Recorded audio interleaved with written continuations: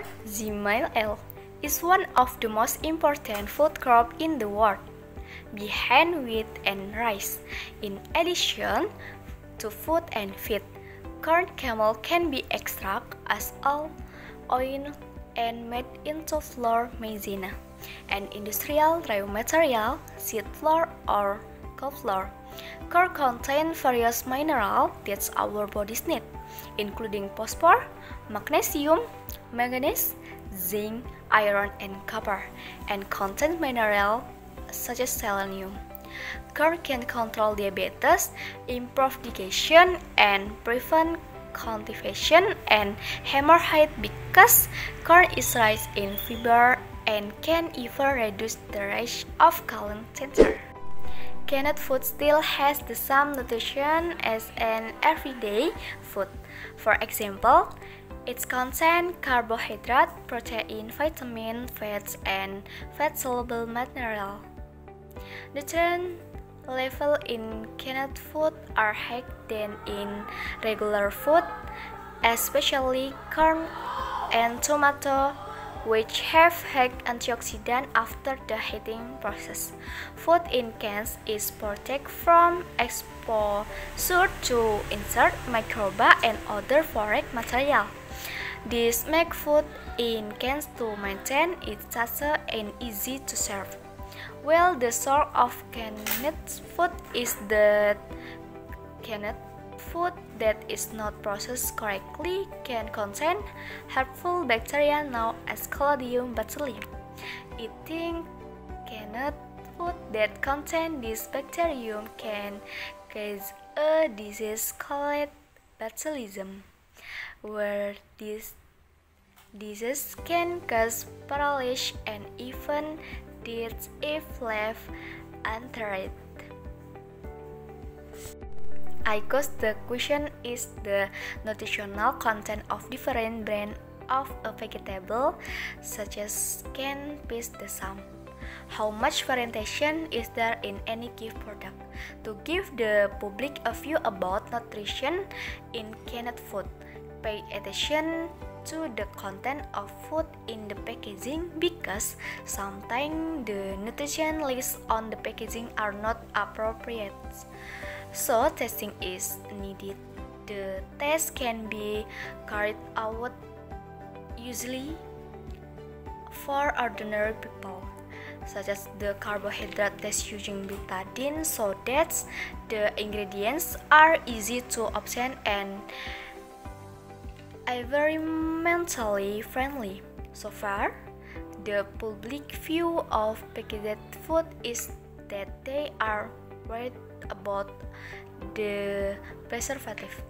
Canned corn only use sugar and salt, so it's safe for consumption, and not all packaged foods are dangerous and contain preservative. Fermentation in composition are the same, except that in sample B, the corn is 6-7-8% and sample A and C are 40%, while the other composition are the same, such water, sugar, salt, and tapioca flour, and expect that sample B does not contain tapioca flour. The public must know the nutritional content of canned food so that they can consume various nutrients in the food.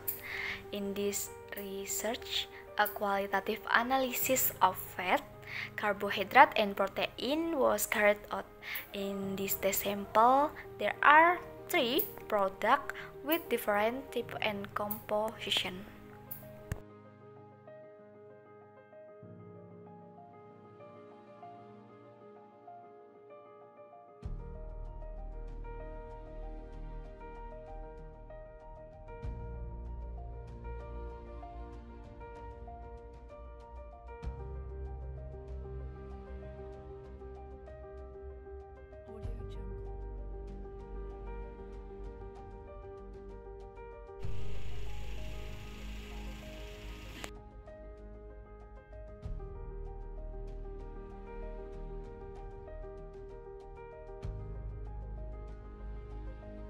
Tally one of the tests on sample A produced a dark red color, sample B is red and sample C is red-orange.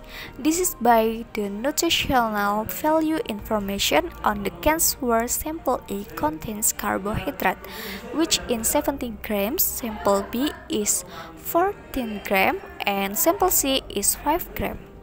In Benedict test, sample A, B, and C produced a brown color. Molly's test produced a purple color.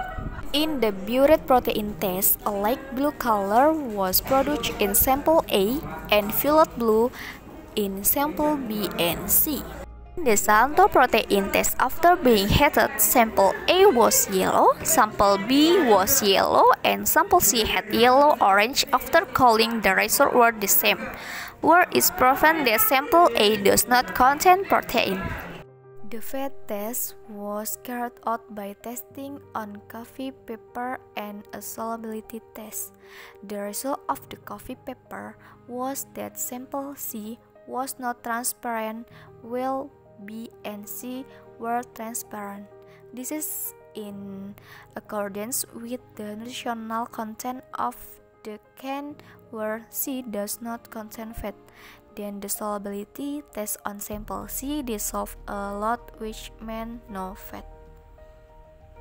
Our suggestion is to urge people to fulfill the nutrient their bodies need from other food, because most canned food have a lower nutritional content than what is least, and so that people can do a simple test to test the content of canned food. Canned food also don't all contain preservatives, such as in this study that only contains sugar and salt.